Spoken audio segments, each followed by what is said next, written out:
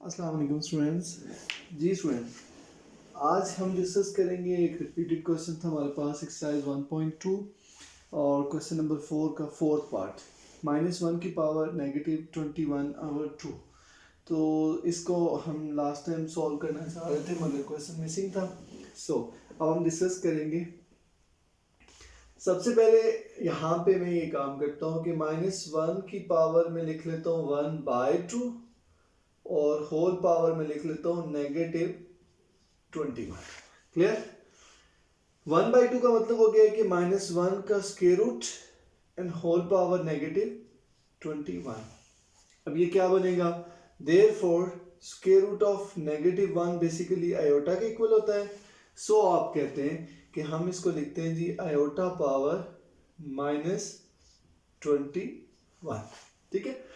अब आप कहते हो जी आयोटा जो है उसकी पावर -21 है, तो हम इसको मूव करवा देते हैं 1 आयोटा पावर 21। अब ठीक है, पावर पॉजिटिव हो गई है, हम इसको डिनोमिनेटर में शिफ्ट कर रहे हैं। अब आप कहते हैं जी नेक्स्ट स्टेप ये है कि हम इसको ब्रेक करें 1 iota power 20 dot iota power 1। Clear? Iota power 20 को आप क्या लिख सकते हैं? 1 आयोटा स्क्वायर होल पावर 10। हमें आयोटा स्क्वायर बनाना था, तभी हमने इसको क्या किया था 20 बनाया था ताकि आयोटा स्क्वायर बन जाए। और iota square well known term है, वो मैं यहाँ लिख लेता हूँ। देयरफॉर आयोटा स्क्वायर जो होता है वो बेसिकली किसके इक्वल होता है? -1 के। ठीक है, और ये बाहर वाला आयोटा एज इट इज। ये बात क्लियर?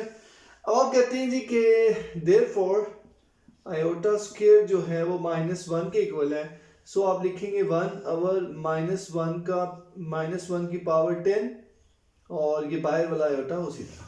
क्लियर? अब आप कहते हैं जी कि नेक्स्ट स्टेप आपके पास बनेगा पावर 10 की वजह से ये नेगेटिव खत्म हो जाएगा, तो 1/आयोटा आ जाएगा।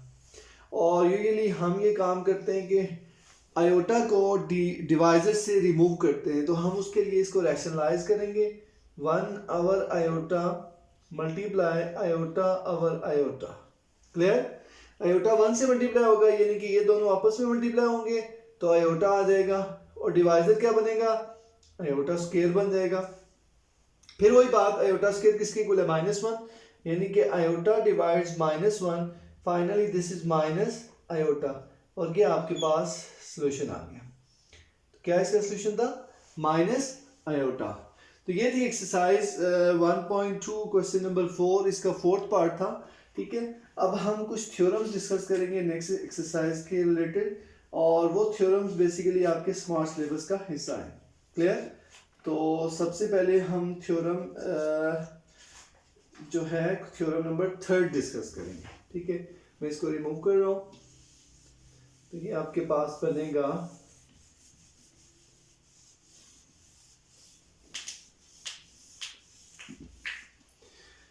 आपके पास है थ्योरम नंबर 3,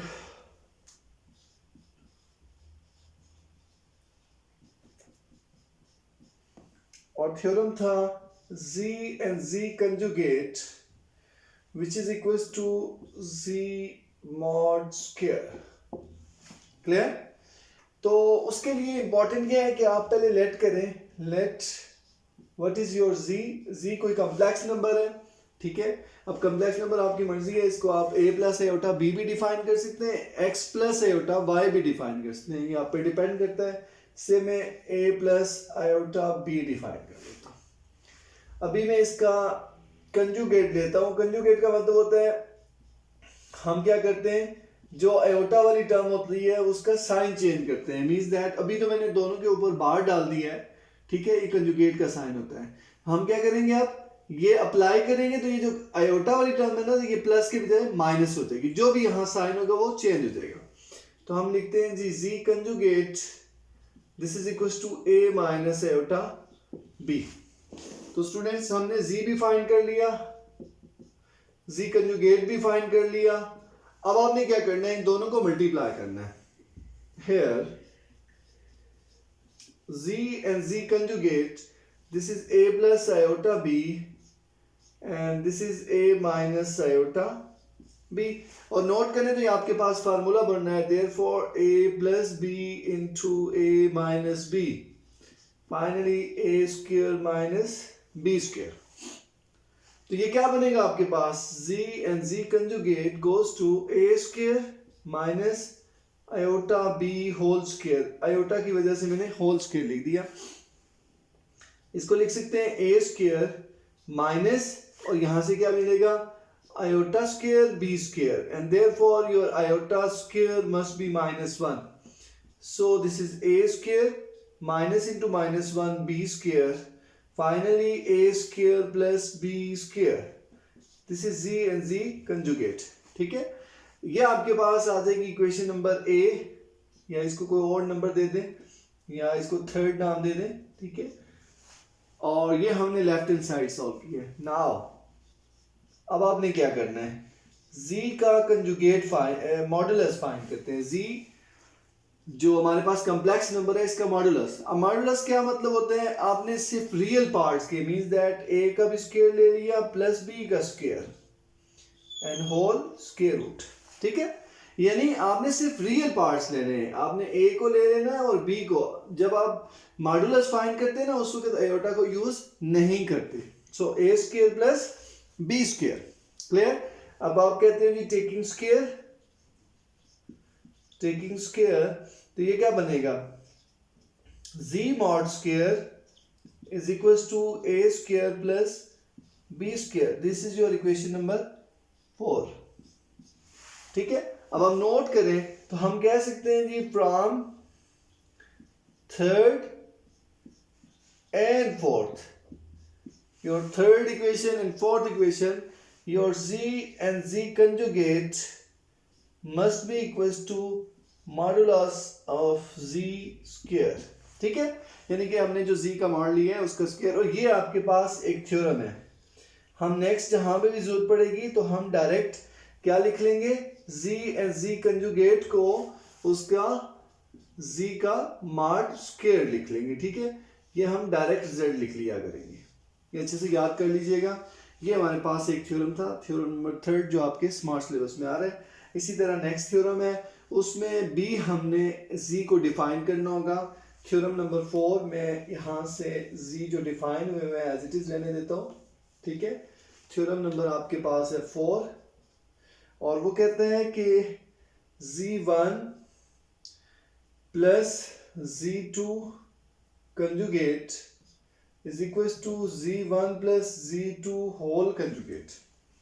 ठीक है, या इधर होल लिख लें और उधर सेपरेट लिख लें। मैं इधर होल लिख लेता हूं और इधर सेपरेट लिख लेता हूं। ठीक है, अब ये आपके पास आ गया, first one is your z1।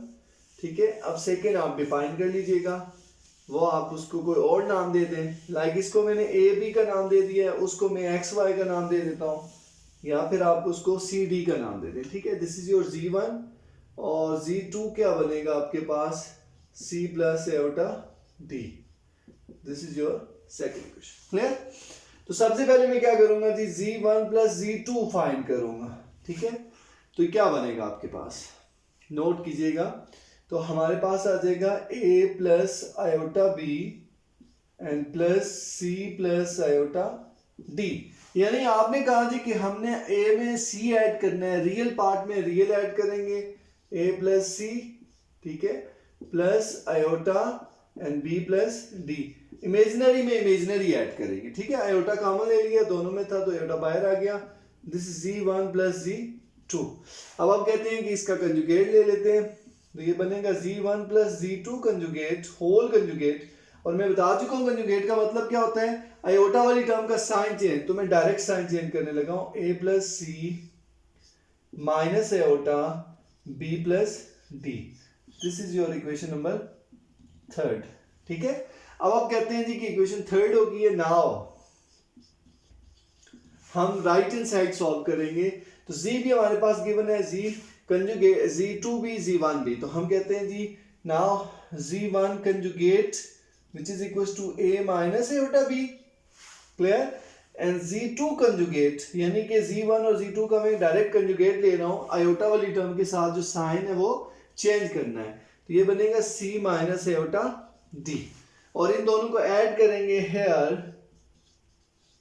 z1 conjugate plus z2 conjugate finally a minus iota b plus c minus iota d।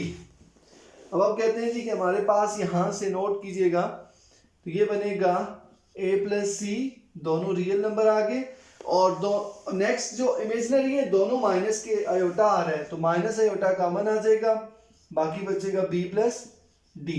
This is equation number 4। Check कीजिएगा इक्वेशन नंबर 3 और 4 को अगर कंपेयर करें तो ये क्या बनेगा आपके पास, नोट कीजिएगा, फ्रॉम 3rd एंड 4th। ठीक है, ये आपके पास आता है z1 plus z2 whole conjugate which is equal to z1 conjugate plus z2 conjugate. तो जी स्टूडेंट्स, ये हमारे पास था सेकेंड थ्योरम। ठीक है, और सेकेंड थ्योरम में क्या करना था कि अगर दो कॉम्प्लेक्स नंबर हैं वो ऐड होते हैं तो होल कंजुगेट है अगर, तो हम उनको सेपरेटली भी लिख सकते हैं कि उनका सेपरेट कंजुगेट है। ठीक है, अब एक और रिजल्ट है वो मैं उसकी डेरिवेशन भी देखते हैं। ठीक है, एक और थ्योरम है आपके पास, उसमें भी आपको z1 और z2 डिफाइन किए हुए हैं। ठीक है, और वो कहते हैं कि आप लिखेंगे जी, क्वेश्चन नंबर हमारे पास है थ्योरम नंबर 6, चेक कीजिएगा, थ्योरम नंबर 6, और थ्योरम था z1 c2 modulus which is equals to z1 modulus and z2 modulus. यानी कि अगर दो कॉम्प्लेक्स नंबर आपस में मल्टीप्लाई होंगे तो नया कॉम्प्लेक्स नंबर आएगा, उसका जो मॉडुलस लेंगे वो, और सेपरेट जो मॉडुलस लेके मल्टीप्लाई करेंगे वो, उन दोनों के रिजल्ट्स आपस में क्या होंगे, सेम होंगे। क्लियर? कॉम्प्लेक्स नंबर तो हमने लिख लिए हैं जी, z1 z2 यही रहने देते हैं। ठीक है, अब हमने क्या करना है, हम यहाँ पे पहले इनको मल्टीप्लाई करते हैं, उसके बाद मॉडुलस लेंगे, फिर मॉडुलस लेके इनको मल्टीप्लाई करेंगे। ठीक है, तो सबसे पहले मैं लेता हूं जी हेयर z1 एंड z2। ठीक है, इन दोनों को मल्टीप्लाई करते हैं, a plus iota b and c plus iota d। तो ये क्या होगा, a को a से मल्टीप्लाई करेंगे तो a को c के साथ, a c, b को d के साथ, तो plus b d iota square. ठीक है, आपको मल्टीप्लिकेशन में मैं आपको एक ट्रिक बता दूं कि रियल को रियल से मल्टीप्लाई करेंगे तो हमें रियल मिलेगा, इमेजिनरी को इमेजिनरी से मल्टीप्लाई करेंगे तो हमें देन फिर रियल मिलेगा। ओके, बट रियल को इमेजिनरी के साथ या इमेजिनरी को रियल के साथ मल्टीप्लाई करने से हमें क्या मिलता है, वहां से हमें जो मिलेगा वो इमेजिनरी मिलेगा। क्लियर? तो ये आपके पास आ जाएगा plus A D iota plus B C iota, finally this is your A C minus B D, यानी कि आयोटा स्क्वायर जो होता है वो किसके इक्वल होता है, देयरफॉर मैं यहाँ लिख लेता हूँ आयोटा स्क्वायर इज -1, सो हम -1 पुट कर रहे हैं। ठीक है, और ये लिखता है जी आयोटा इंटू, और ये आ जाएगा A D plus B C. ठीक है, तो ये थे हमारे पास z1 एंड z2। अब आप इनका मॉडुलस लेते हो, z1 z2 का modulus this is equal to A C minus B D whole square. ठीक है, और ये क्या बनेगा, A D plus B C whole square. ठीक है, अब हमें जस्ट मॉड चाहिए तो हम इसका क्या ले लेंगे, इसका स्क्वायर रूट ले लेंगे। ठीक है, तो ये आपके पास एक टर्म आ गई है। अब फर्दर इसको एक्सपेंड करना चाहते हैं तो इसको ओपन करें, सिंप्लीफाई कर लें, ज़्यादा बेस्ट रहेगा। तो ये आपके पास क्या बनेगा, सिंप्लीफिकेशन के बाद नोट कीजिएगा, ये आ जाएगा a square c square plus b square d square minus 2a b c and d। ठीक है, इसको ओपन करें, plus a square d square plus b square c square plus 2ab c d। Clear? ये आप note कीजिएगा। ठीक हो गया, ये 2ab c d माइनस का ये प्लस का कैंसिल हो जाएंगे। ठीक है, तो बाकी आपके पास क्या बचता है, चेक करें, बाकी आपके पास बचेगा आपके पास a square c square plus b square d square plus a square d square plus b square c square. ठीक है, अब हम क्या करते हैं, मैं यहाँ पे डिफाइन कर देता हूँ कि हमारे पास देयरफॉर, यहाँ ऊपर लिख लेता हूँ कि जो z1 का मॉडुलस था वो होगा ए स्क्वायर प्लस बी स्क्वायर का स्क्वायर रूट, और z2 का जो मॉडुलस होगा वो किसके इक्वल होगा, c square plus d square square root. ठीक है, अब ये टर्म अगर यहाँ से हमें मिल जाती है तो हम कह देंगे जी कि आपके पास वो z जो राइट हैंड साइड है वो डिफाइन हो गया। ठीक है, तो अब आप क्या करेंगे, यहाँ से मैं अगर लिख लूँ इसको, नोट कीजिएगा, मैं यहाँ से लिख लेता हूँ ए square c square plus a square d square, यानी कि आपने फर्स्ट और थर्ड टर्म को पहले लिखा है, उसके बाद बी स्क्वायर डी स्क्वायर या बी स्क्वायर सी स्क्वायर, पहले सी स्क्वायर लिख लेते हैं, फिर डी स्क्वायर लिख लेंगे। ठीक है, ये आपकी मर्जी है, जो मर्जी पहले लिखे। ठीक है, अब यहां से ए स्क्वायर कॉमन है, सी स्क्वायर प्लस डी स्क्वायर, यहां से बी स्क्वायर कॉमन है, सी स्क्वायर प्लस डी स्क्वायर। ठीक है, अब आप नोट करें तो ये बनेगा आपके पास a square plus b square में पहले लिख लेता हूँ, और ये जो कॉमन था ये मैं बाद में लिख लेता हूँ, आपकी मर्जी है, जो मर्जी पहले लिखे। ठीक हो गया, अब स्क्वायर रूट आप दोनों के ऊपर, ये दोनों मल्टीप्लाई हो रहे हैं, और ये भी एक वेल नोन लॉ था आपके पास कि ए बी का होल स्क्वायर रूट को आप लिख सकते हैं ए का स्क्वायर रूट इंटू बी का स्क्वायर रूट। ठीक है, तो इनको सेपरेट करने लगे हम, तो ये बनेगा a square square and b square whole square root, और c square plus d square and whole square root. Clear? अगर नोट करें तो ये आपके पास है क्या, ये मैंने रिजल्ट पहले से लिख दिए हैं, और ये आपके पास बनेगा z1 modulus and z2 modulus, और this is your z1 z2 whole modulus. तो जी स्टूडेंट्स, ये हमारे पास थ्योरम्स थे। ठीक है, चैप्टर फर्स्ट में यूज हो रहे हैं, स्मार्ट सिलेबस में आ रहे हैं, तो इट्स मीन्स ये इंपॉर्टेंट थ्योरम है। ठीक है, अब नेक्स्ट वीडियो में हम आपको इसके क्वेश्चंस जो हैं एक्सरसाइज 1.3 के जो क्वेश्चंस रहते हैं वो हम सॉल्व करेंगे, जो अकॉर्डिंग टू स्मार्ट सिलेबस हैं। ठीक है, तो इनकी प्रैक्टिस कीजिएगा, तभी जाके ये अच्छे से क्लियर होंगी। ओके, अल्लाह हाफिज़।